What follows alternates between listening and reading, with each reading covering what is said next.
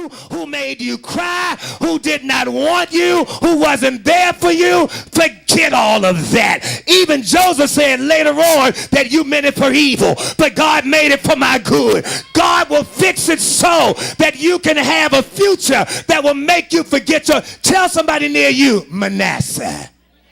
Yeah. God has made me forget about the toil of... So what, my father didn't want me? So what, I'm the child that nobody wanted? So what, I was the black sheep? Manasseh. So what, I was the one that didn't aspire to much? So what, they said I'd never be anything? Manasseh. I believe that some of you in here right about now need to start creating a future and name it Manasseh. That I am no longer remembering the toil of my childhood. So what, you stuttered? Yes, you were molested. Yes, you were raped. Yes, your mama didn't want you. Yes, your grandmama had to raise you. Yes, you went through all of the abandonment of your father. But in spite of all of that, Manasseh.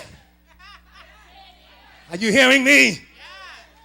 I name my future in direct proportion to the pain of my past. Y'all missed it. In other words, you know what that Manasseh means? When every time you say the name Manasseh, it means I'm over my past. Yeah.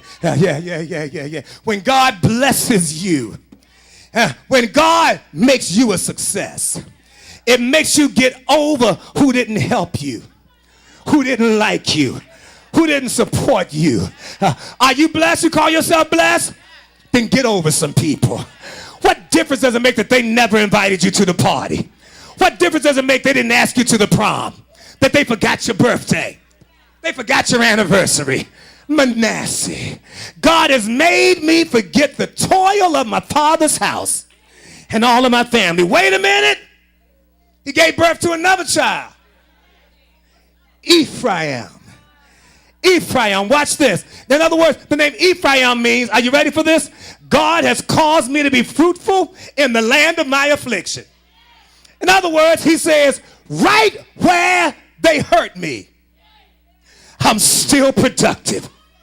He has allowed me to be productive in the place of my affliction. In other words, he named this part of his future, I'm blessed in the place of my pain.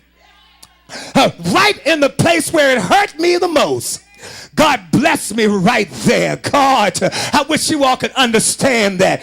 Every time he called his boy, every time he said, come here, Manasseh, come here, Ephraim, every time he called their name, he would say, I'm not mad anymore.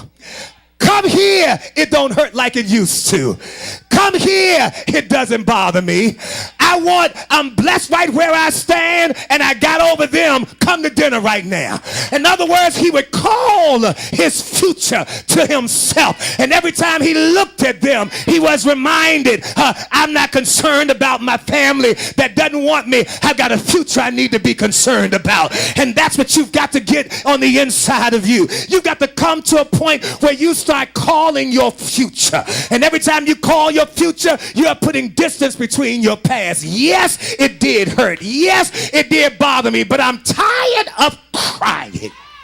I am tired of hurting. My children should not have to bear the brunt of the poison of my pain.